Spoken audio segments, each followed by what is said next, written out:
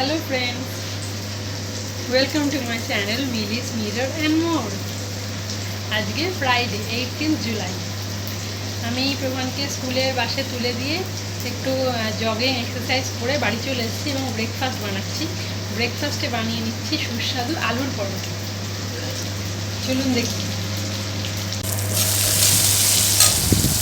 প্রথমে আলুর পুরটার জন্য এখানে আলু সেদ্ধ নিয়ে নিয়েছি, তারপরে কিছু মশলা ভেজে নিচ্ছি। এর মধ্যে পেঁয়াজ কুচি, টমেটো কুচি, হলুদ, নুন, লঙ্কার গুঁড়ো দিয়ে একটা মশলা বানিয়েছি। আপনারা চাইলে এর মধ্যে বাদাম দিতে পারেন, বাট আমার কাছে বাদাম ছিল না, আমি দিইনি।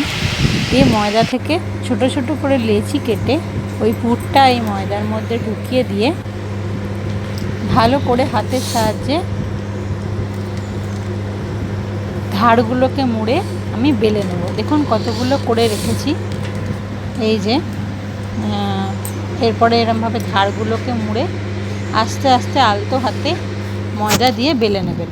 আমার একটা হাতে মোবাইল ছিল বলে ভিডিওটা করতে একটু অসুবিধা হচ্ছিল। যাই হোক, আমি এবার বেলে নিয়েছি। বেলে পরোটাটাকে তাওয়ায় প্রথমে সেঁকে অল্প একটু সাদা তেল দিয়ে এপিট ওপিট করে ভেজে নিলেই রেডি সুস্বাদু আলুর পরোটা। এটা আপনারা কোনো সবজি দিয়েও খেতে পারেন, বাট বেস্ট হয় যদি টক দই বা আচার এরকম কিছু দিয়ে খান। তো আমি আর সেদিনকে কোনো সবজি বানাইনি। আলুর যে পুরটা করেছিলাম সেইটাই একটু রয়ে গেছিলো, সেইটা নিয়েছি। আর এখানে টক দই নিয়েছি। টক দইয়ের মধ্যে একটু বিন নুন, একটু গোলমরিচ, আর আমি যেহেতু একটু মিষ্টি খেতে ভালোবাসি তাই একটু চিনি দিয়েছি। আপনারা যারা মিষ্টি পছন্দ করেন না, চিনিটা স্কিপ করে যেতে পারেন। কে রাখি পড়ালো রে? আম্মা আম্মা রাখি পড়ে যা। ক্যাডবেরিটা দেখি, ক্যাডবেরিটা কি দিয়েছে? ক্যাডবেরি দিয়েছে রে।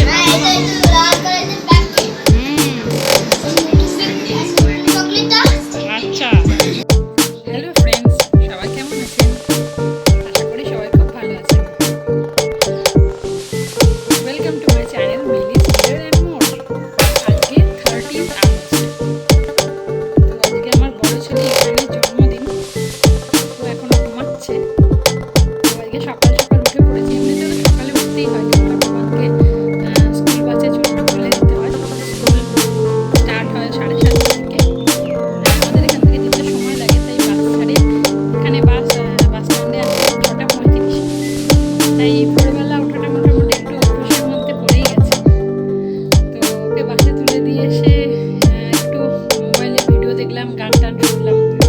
তারপরে উঠে পড়লাম। অনেক কাজ ছিল, আগের দিনের কিছু জামা কাপড় ছিল, সেগুলো পাট করলাম। তারপরে ভাবলাম না, ওর জন্য পায়েসটা বানিয়েই ফেলি। তো বানিয়ে নিয়েছি ওর জন্য পায়েস। এখন যে রান্না হবে তার সবজি কাটবো। চলুন দেখি পায়েসটা কেমন।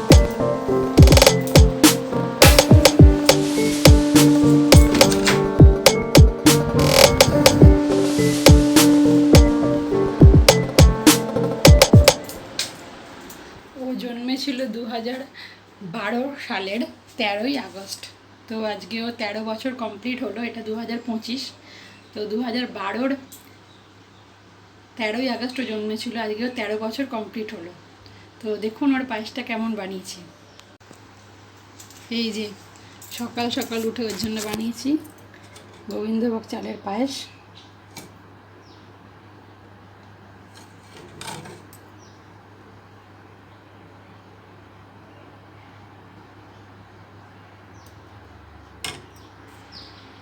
দেখতে তো ভালোই হয়েছে, আশা করি খেতেও ভালো হবে।